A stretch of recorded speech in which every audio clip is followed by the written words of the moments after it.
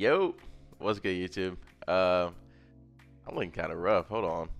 But anyways, just wanted to come in and make a video about this weekend, the CDL, and kind of just give a rundown on all the matches that happened, including ours, and give a little insight on what we were thinking going into these matches, what we're thinking now, and kind of the mistakes that we made in the match, and also the good plays that we made in the match, and kind of just give you guys, like I said, a little small insight. Not too much that we don't give it away. I don't give it too much away to other teams as they're watching this video. And yeah, I hope you guys like the video. Make sure you like, subscribe, comment if I should keep doing these, because I do enjoy talking about COD. So this will be fun. Let's get right into it. So the CDL obviously started this weekend. A bunch of hype matches leading into the season, and we started off with a big one. Atlanta FaZe versus Boston Breach. Atlanta obviously being one of the best teams right now, maybe the best right now. They picked up the boy Draws, my guy, and they've been looking pretty good. Boston, I mean, we've been scrimming them, and for me personally, I would say their playstyle. I kind of looked into this match as like their Boston's playstyle was gonna have a big problem versus FaZe, because respectfully, I think FaZe plays really good fundamentally, and Boston kind of a question mark. They're really good when they're on, but I don't know. They came in, brought it 3-2, and I mean, obviously a big win for FaZe. They're a good S&D team. They picked up Draws, who I think is one of, if not the best S&D player in the league. And I mean, they showcased it here in the game 5. So overall, I mean, I think Boston had a chance to win this series, but kind of didn't ice up. Other than that, good S&Ds out of FaZe. I don't know if they won the first one. I don't know. I didn't really get to watch as much because I was kind of like locked in on our match this day, but I just know that I'm pretty sure there was a weird sequence where Boston had a chance to win it. Next matchup, we got my old team LAT versus Seattle Surge. This one was a good one on paper, or not on paper, but in terms of like these teams' looks to the community, because to the community these teams look trash. That's what everybody was saying. They don't look good. They don't look good. But from scrimming, I mean, Seattle looked really good. They've been playing really good in scrims. I mean, I think we only scrimmed them once or twice. I don't know. But I know I've been hearing a lot that the Seattle team is pretty good. Scrimmed LAT a few times, and they look pretty good as well. So to me, I thought this match was going to be a pretty banger match. Seattle obviously came out of 1-3-1. I'm sure there were some close matches. Let me actually start doing this. I'm going to start checking the match details if I can do this.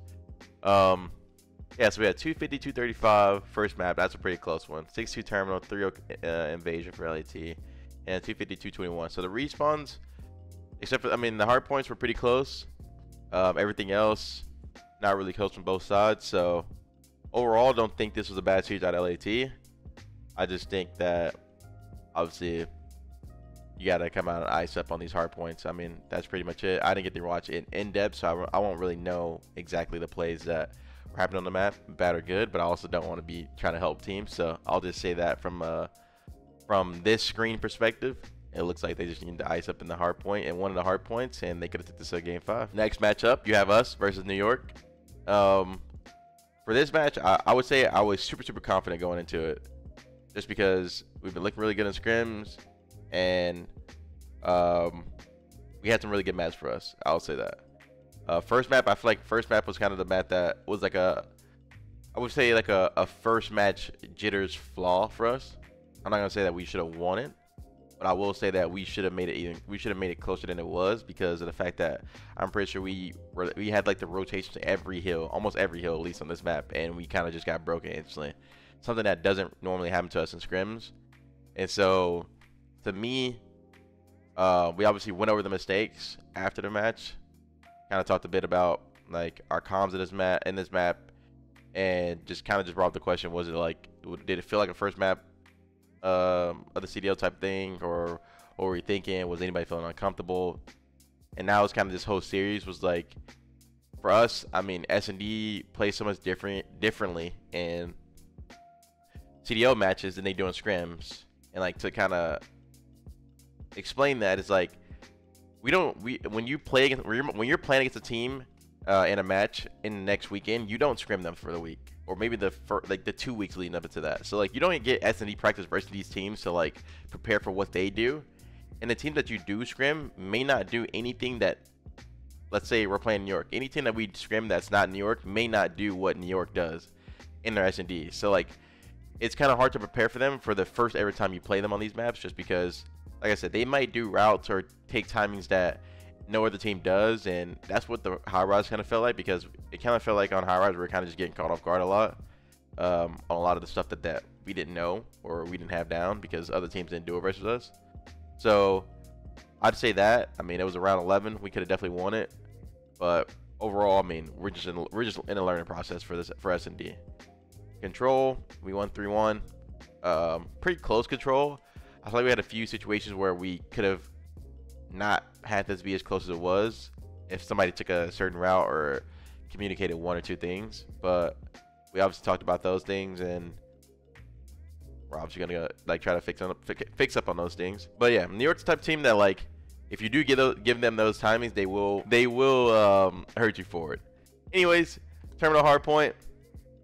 I'm just gonna say it was a me masterclass.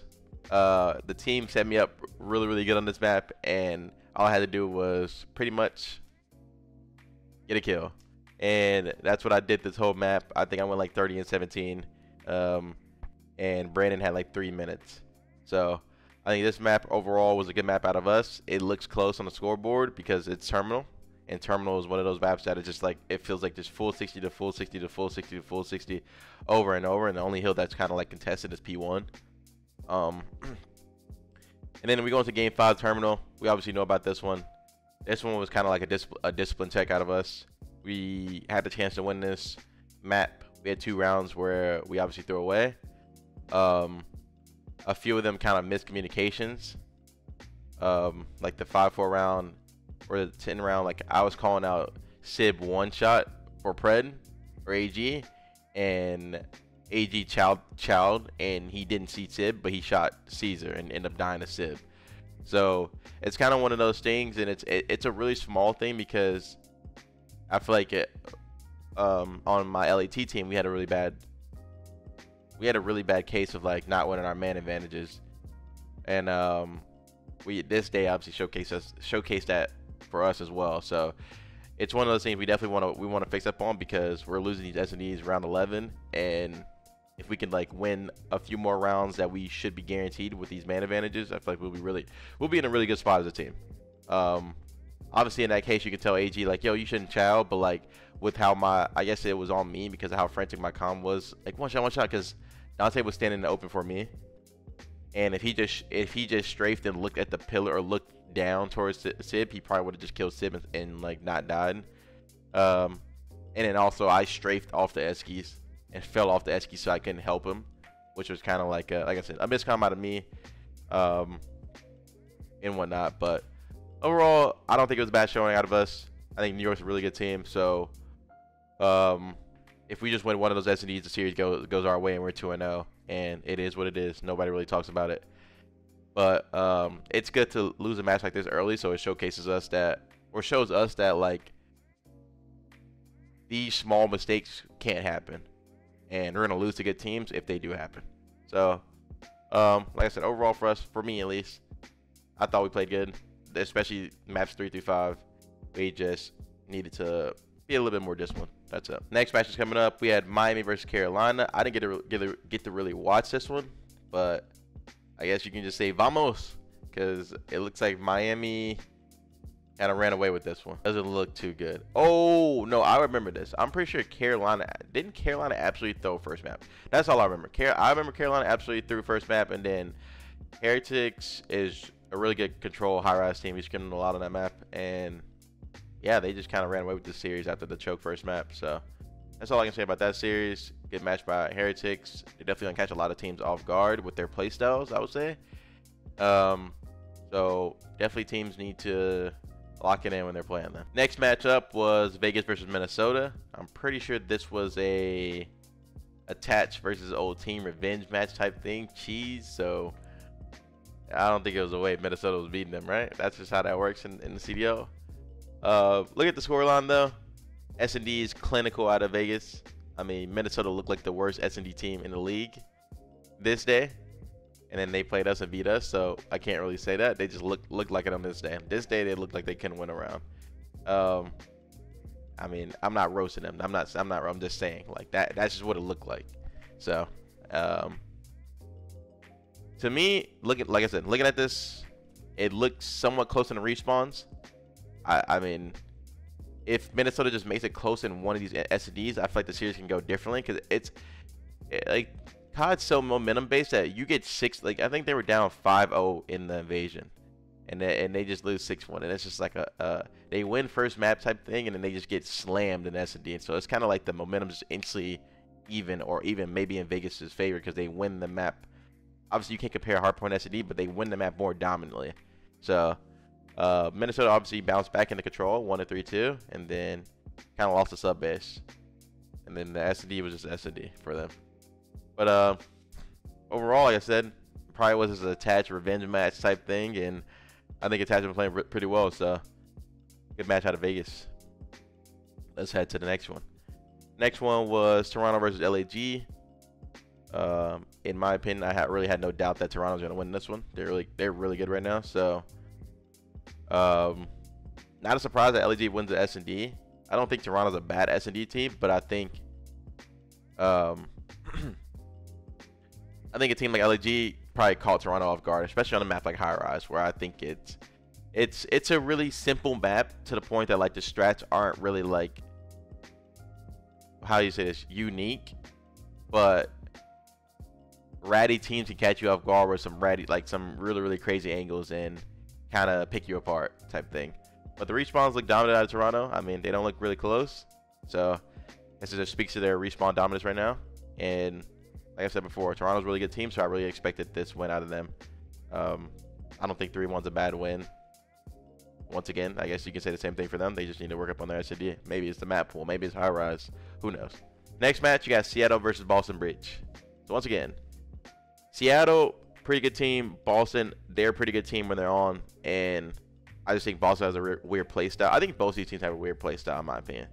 They really have a die by their subs type play style, and it is kind of good in this game because you have the ray gun. The ray gun, best gun in the game. Like I said, it's so back and forward and like close that. Wait, this is the match where the rule thing happened. So basically, anybody that doesn't know, I'll explain it. So whenever a hardpoint map starts, the hardpoint hill is supposed to pop instantly. So it means like whoever's the first person to touch it, you instantly start getting points. So in this one,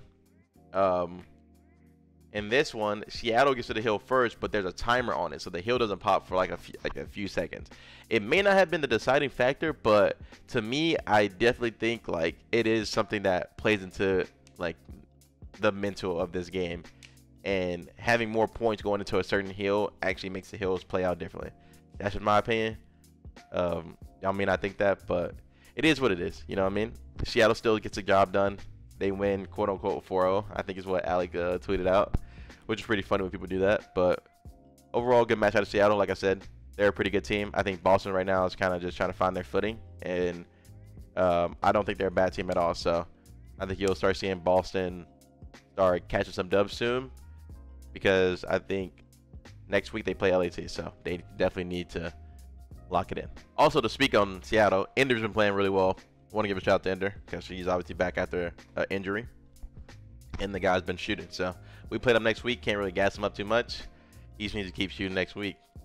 You know, this is gonna be a good match out of us. All right, next match, Carolina versus Vegas. This match was so criminal. I'm sorry. Like, disgusting. Okay, not the whole match. This last map was disgusting. I think in the fourth map, Karachi, Carolina was up 130-3. Chalk it. But this last match, like, I wish I could bring it the VOD, but I don't have that set up right now. But I'm gonna start if I start doing these more, I'm gonna get clips for you guys so you can like I can give you the rundown on what I think. But I know for a fact there was like the 5-3 or 5-4 round. Well, 5-3 round, I think Carolina wins an unwinnable round on A-bomb. They're on A-bomb trapped, and they're just doing 360s, and they get and Vegas lets them plant, and they get every kill. And that's probably one of those ones that bites Vegas in the ass, where they're thinking like, dang, can somebody have checked the bomb, got eyes on the bomb, whatnot. 5-4 round. It's a 2v2. And as 20 seconds left, Real is challenging them both on the street. Sees them both go to bomb. They know bomb's down A bomb. It's like 7 seconds left. And Clay's in Cafe. Keep in mind, maybe Clay's just a god and he knew this. And he's just so much better than me mentally. But he does not check the bomb at 7 seconds. And that is nuts to me. Being in Cafe and not checking the bomb at 7 seconds was insane. Tibble play out of Clay because he ends up ninja defusing. So now it's 5-5. So it's like, it went from a troll play to like, alright, maybe a gazillion IQ. Maybe he knew like, if they didn't know he was in Cafe, he could just ninja. I don't know. It worked. That boy Eubanks got a ninja defuse. Typical. Vegas is just absolutely licking it in Cafe. Last round, 5-5. I think Stanley gets the first blood, and they give up a cut. They give up a cut. Gwen hits the cut. 2-piece, 3-piece, ace. Ace for Gwen, round 11, last map, and that guy's been playing really well. I think Gwen, for sure, to me, is the Rookie of the Year. It will be the Rookie of the Year because he's pretty disgusting. I won't lie. But once again, to me, that game 5 was disgusting. And maybe I'm not even one to talk because people are going to say the same thing about our SD game 5. I mean, our SD maps. And that's fine. That's fine. You didn't listen. You did shit, you got to take it. But it's fact. That was like some of the plays are disgusting. You can say the same shit about ours. Next map, New York versus LAG. I think this one was closer than anybody expected. But wow, I think New York made it. I remember this. New York from P5 to P1 to the P2 made an insane comeback at the end of this game. I think they were down like 190 to 248 or 180 to 248, something like that. Going into the last P1 and made an insane comeback.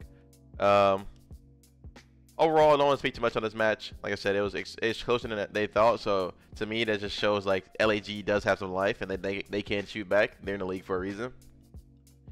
But can be said that New York maybe had a pretty sloppy bad series. Other than that, GG's. Good win by New York. New York goes to last 2 matches. We had LAT versus Atlanta FaZe. This is Draws plays his old team type match. And it was close.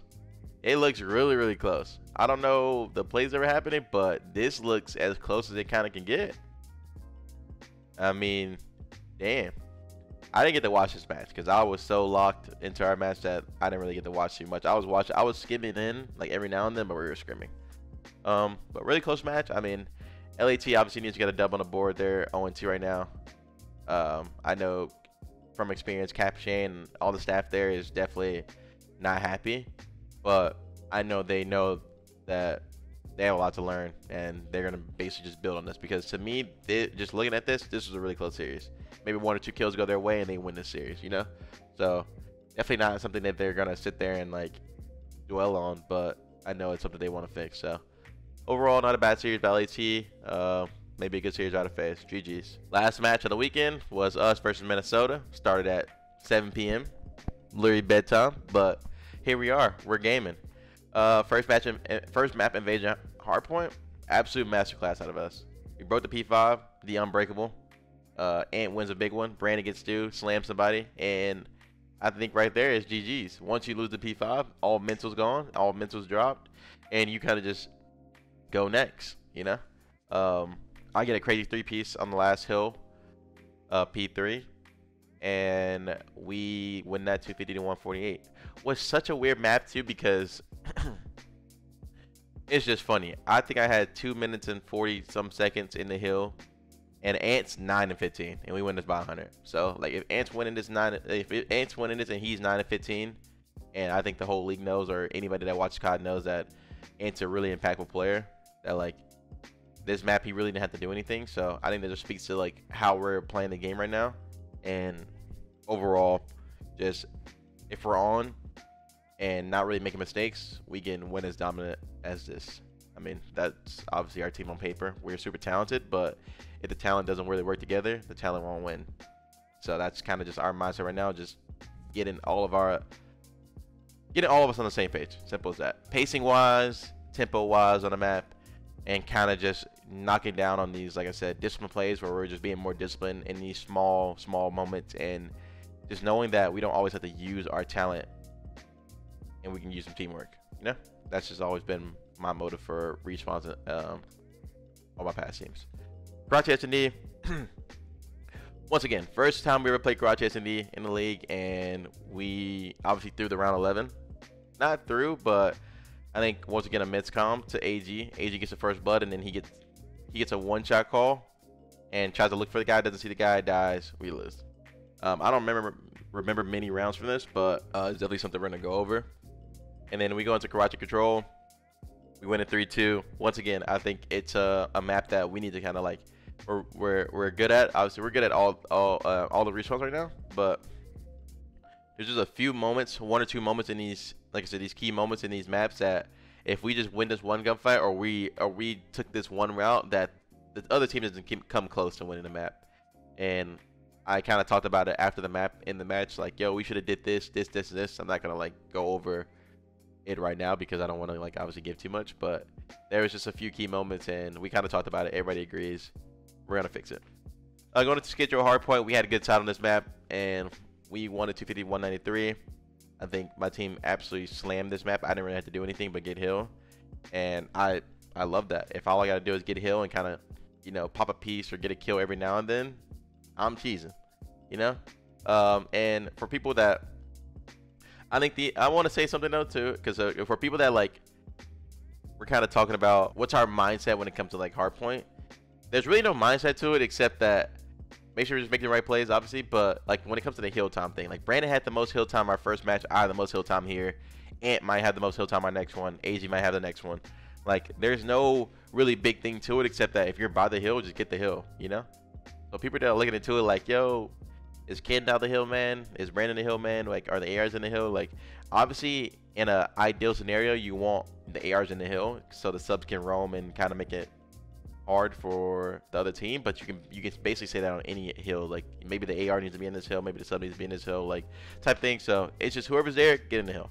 I think the last P2 I made a crazy play to like get a 2-piece or 3-piece. I don't remember exactly, to kind of win that, and I think that was kind of like the deal breaker for the map, and we win at 250-193. I think it was a great map out of us. I once again had 2 minutes, and to me, overall good series.